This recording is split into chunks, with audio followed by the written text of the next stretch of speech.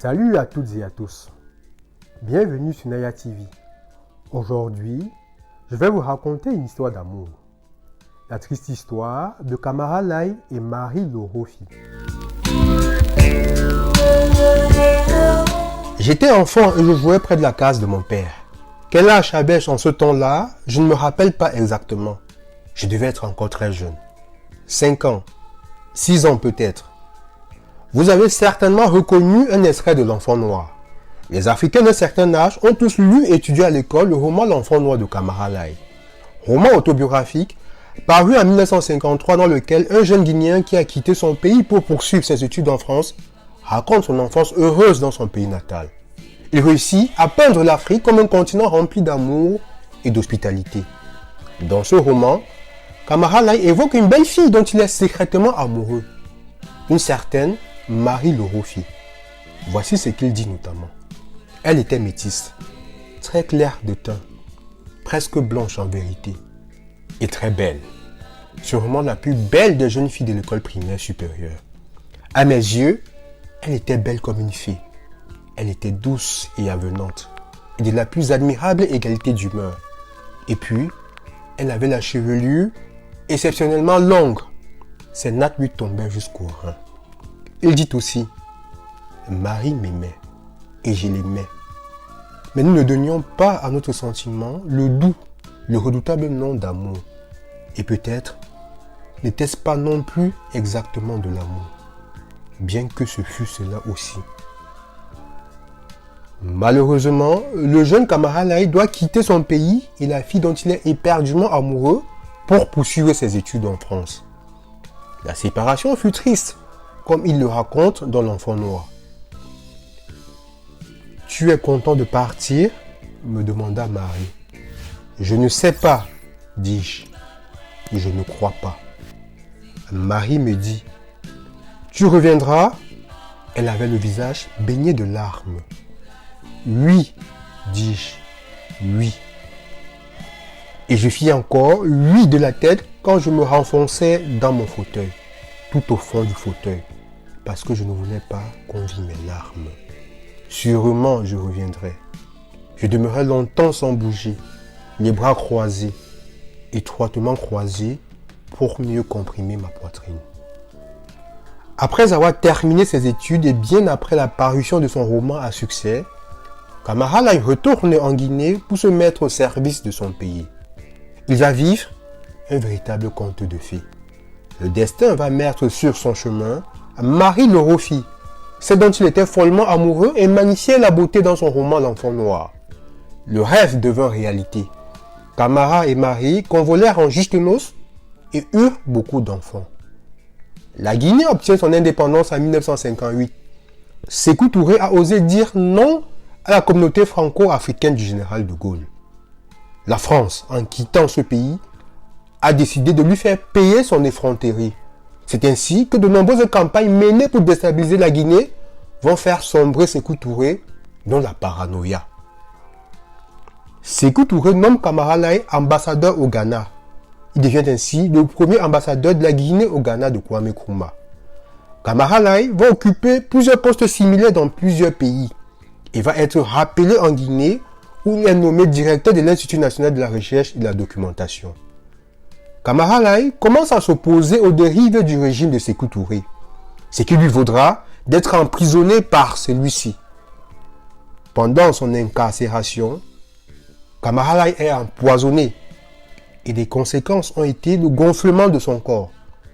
À sa sortie de prison au milieu des années 60, Kamara Lai s'enfuit avec sa famille en Côte d'Ivoire avant de s'installer au Sénégal, où il travaille comme chercheur à l'Institut fondamental d'Afrique noire, tout en participant au mouvement de contestation et d'opposition à Sékou Touré. Il devient alors l'ennemi juré de Sékou Touré qui promet de lui faire la peau s'il retournait en Guinée. En exil, Kamara Lai va vivre impuissamment plusieurs drames. Ses parents meurent et il ne peut pas les accompagner à leur dernière demeure. Les complications liées à l'empoisonnement qu'il avait subi en prison vont considérablement fragiliser sa santé.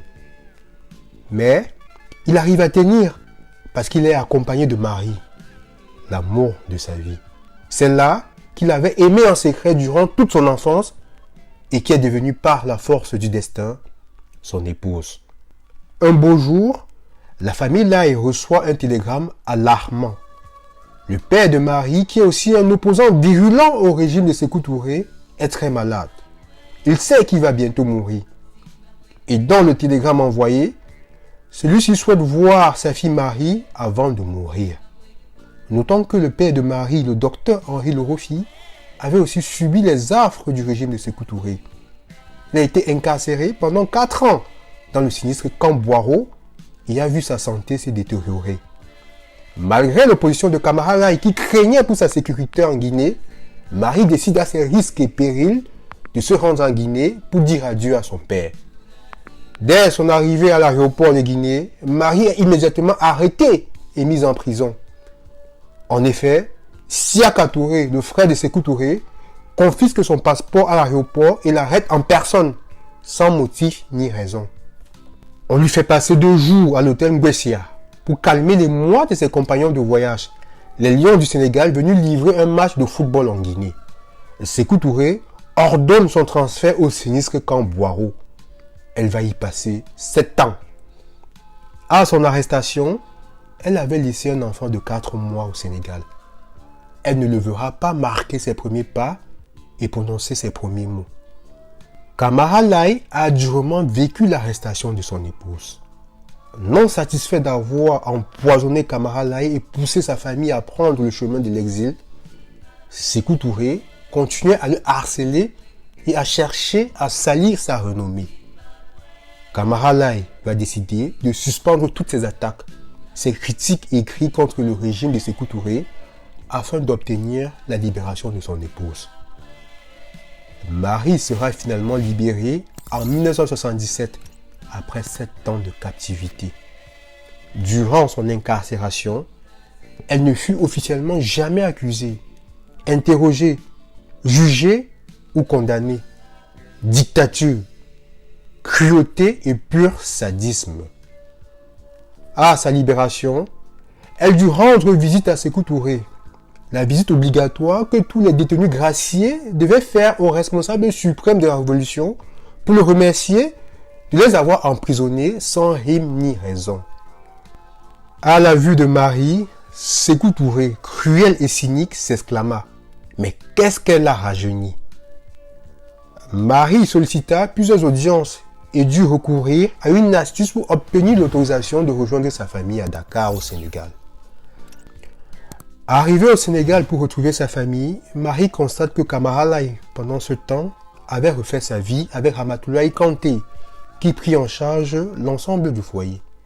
Marie y resta un certain temps afin de renouer avec ses enfants qui lui avaient tant manqué. Puis, elle est repartie vivre en Côte d'Ivoire et en Guinée. Camara Lai, quant à lui, resta vivre au Sénégal où il s'était reconstruit un cercle d'amis.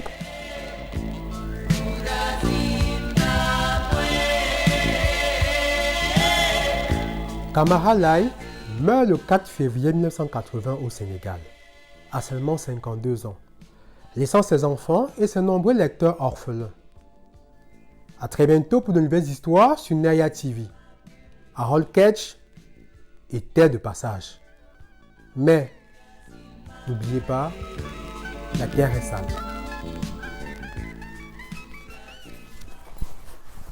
À très bientôt.